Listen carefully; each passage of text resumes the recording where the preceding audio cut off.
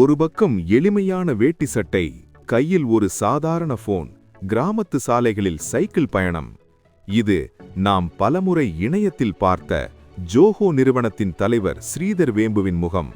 ஆனால் இன்னொரு பக்கம் சுமார் 15,000 கோடி ரூபாய் விவாகரத்து செட்டில்மெண்ட் விவகாரம். உலகின் 4வது மிகப்பெரிய காஸ்ட்லி விவாகரத்தாக இது உருவெடுத்துள்ளது என்று சொன்னால் நம்ப முடிகிறதா? ஆமாம், இந்திய தொழில்நுட்ப உலகின் மிக முக்கியமான ஒரு ஆளுமையின் வாழ்க்கையில் இப்போது என்ன நடந்து கொண்டிருக்கிறது? கலிபோர்னியா நீதிமன்றம் கொடுத்த அந்த அதிரடி உத்தரவு என்ன?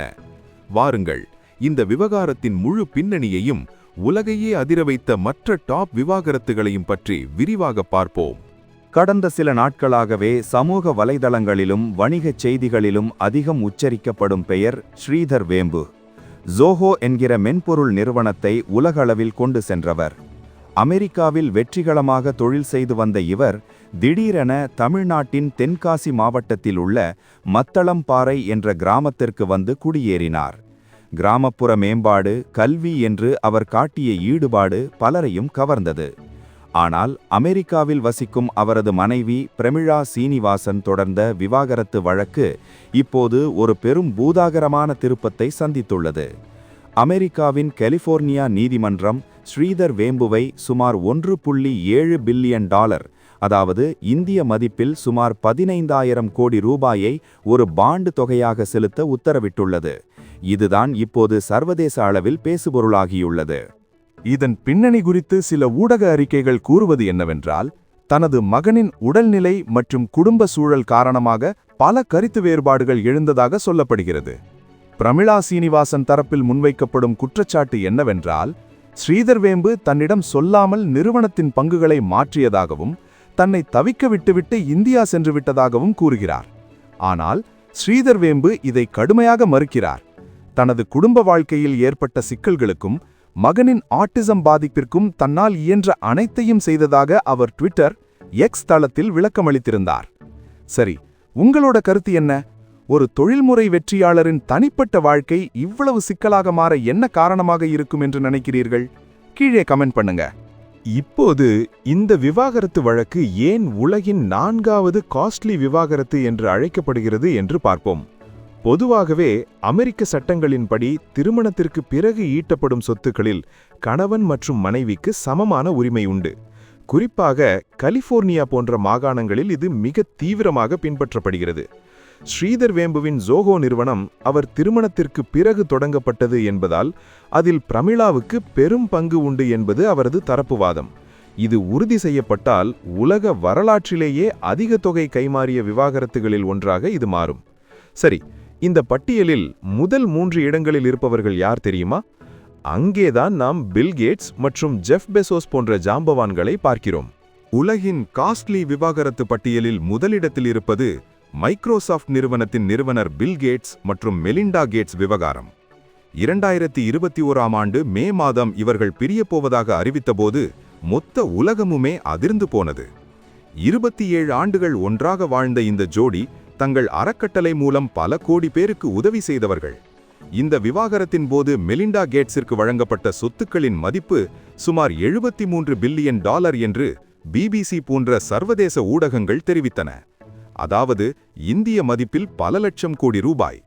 பங்குகளாகவும் ரியல் எஸ்டேட் சொத்துக்களாகவும் மெலிண்டாவுக்கு இந்த தொகை பிரித்து கொடுக்கப்பட்டது. இதுதான் இன்று வரை வரலாற்றின் விலையுயர்ந்த விவாகரத்தாக கருதப்படுகிறது.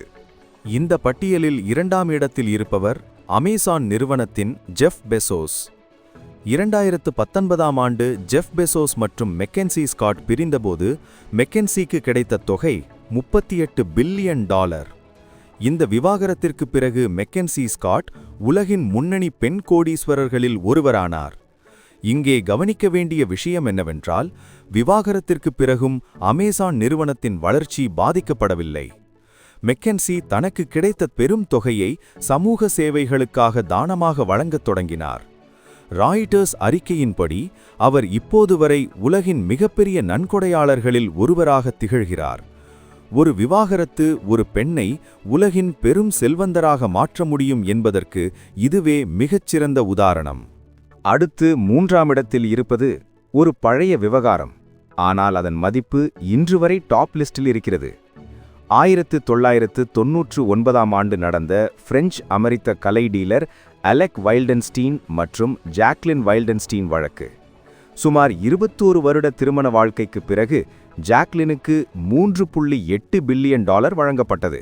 இது அந்த காலகட்டத்தில் மிகப்பெரிய தொகையாக பார்க்கப்பட்டது.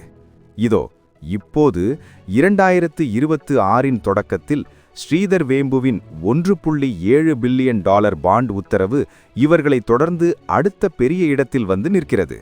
மீடியா அதிபர் ரூபர்ட் மர்டாக் கூட தனது விவாகரத்திற்கு $1.7 பில்லியன் வரை செலவிட்டிருக்கிறார் என்பது குறிப்பிடத்தக்கது. இந்த எண்களை பார்க்கும்போது பெரும் பணக்காரர்களின் விவாகரத்து என்பது வெறும் ஒரு குடும்ப பிரிவல்ல, அது ஒரு பெரும் பொருளாதார மாற்றமாகவே இருக்கிறது என்பது புரிகிறது. இப்போது பலருக்கும் ஒரு கேள்வி எழலாம். ஒருவேளை ஸ்ரீதர் வேம்பு இந்த 15,000 கோடி ரூபாயை செலுத்த வேண்டியிருந்தால் அது ஜோஹோ நிறுவனத்தை பாதிக்குமா? இதுதான் பொதுவான பின்னணியில் நாம் கவனிக்க வேண்டிய விஷயம். ஜோஹோ ஒரு பொது பங்குகளை வெளியிட்ட நிறுவனம் அல்ல. அதாவது இதன் பங்குகள் பங்குச்சந்தையில் இல்லை. எனவே பங்குச்சந்தை வீழ்ச்சி போன்ற பயங்கள் இதில் கிடையாது. ஆனால் ஸ்ரீதர் வேம்பு தனது பங்குகளை விற்பனை செய்யவோ அல்லது அடமானம் வைக்கவோ வேண்டிய சூழல் ஏற்பட்டால் அது நிறுவனத்தின் மேலாண்மையில் மாற்றங்களை ஏற்படுத்தலாம். இருப்பினும் ஸ்ரீதர் வேம்பு இதுவரை நிறுவனத்தின் ஸ்திரத்தன்மைக்கு எந்த பாதிப்பும் இல்லை என்றே கூறி வருகிறார். பொதுமக்கள் மத்தியில் நிலவும் சில சந்தேகங்களை இப்போது பார்க்கலாம். இந்த தொகை இப்போதே கொடுக்கப்பட்டுவிட்டதா என்று கேட்டால் இல்லை. இது நீதிமன்றத்தால் விதிக்கப்பட்ட ஒரு பிணைத் தொகை மட்டுமே. இறுதி தீர்ப்பு வரும் வரை இந்த தொகை ஒரு பாதுகாப்பாக வைக்கப்பட வேண்டும். ஸ்ரீதர் வேம்பு ஏன் கலிபோர்னியா நீதிமன்றத்தை எதிர்க்கவில்லை? அவர் தனது தரப்பு நியாயங்களை சட்டப்படி முன்வைத்து வருகிறார். ஆனால் அவர் அமெரிக்க குடியுரிமை பெற்றவர் என்பதால் அந்த நாட்டு சட்டங்களுக்கு அவர் கட்டுப்பட வேண்டியுள்ளது. இதுபோன்ற விவகாரங்கள் பொதுவாக இந்தியாவிற்கும் அமெரிக்காவிற்கும் இடையே உள்ள சட்ட சிக்கல்களை பிரதிபலிக்கின்றன. ஒருபுறம் கிராமப்புற தமிழ்நாட்டில் எளிமையான வாழ்க்கை, மறுபுறம் அமெரிக்க கலிபோர்னியா நீதிமன்றத்தில் $1 பில்லியன் சட்டப்போர். இந்த முரண்பாடுதான் இந்த செய்தியை இவ்வளவு சுவாரஸ்யமாக்குகிறது. முடிவாக, ஸ்ரீதர் வேம்பு விவகாரம் என்பது வெறும் ஒரு விவாகரத்து வழக்கு மட்டுமல்ல. அது ஒரு மிகப்பெரிய சாம்ராஜ்யத்தின் பங்குகள் மற்றும் அதிகார பகிர்வு குறித்த போராட்டம். 15,000 கோடி ரூபாய் என்பது சாமானியர்களுக்கு மலைப்பான தொகையாக தோன்றலாம். ஆனால் $1 பில்லியன் நிறுவனங்களின் உலகில் இது ஒரு சட்டப்பூர்வ நடைமுறையாக பார்க்கப்படுகிறது. வரும் மாதங்களில் கலிபோர்னியா நீதிமன்றத்தின் இறுதி தீர்ப்பு என்னவாக இருக்கும் என்பதுதான் அனைவரின் எதிர்பார்ப்பும். இந்த செய்தி உங்களுக்கு தெளிவாக புரிந்திருக்கும் என்று நம்புகிறேன். இது போன்ற ஆழமான செய்திகளை உடனுக்குடன் தெரிந்து கொள்ள தொடர்ந்து இணைந்திருங்கள். ஸ்ரீதர் வேம்புவின் இந்த சட்டப் போராட்டத்தை பற்றி நீங்க என்ன நினைக்கிறீங்க? உங்கள் கருத்துக்களை மறக்காம கமெண்ட்ல சொல்லுங்க. அடுத்த வீடியோவில் சந்திப்போம். நன்றி.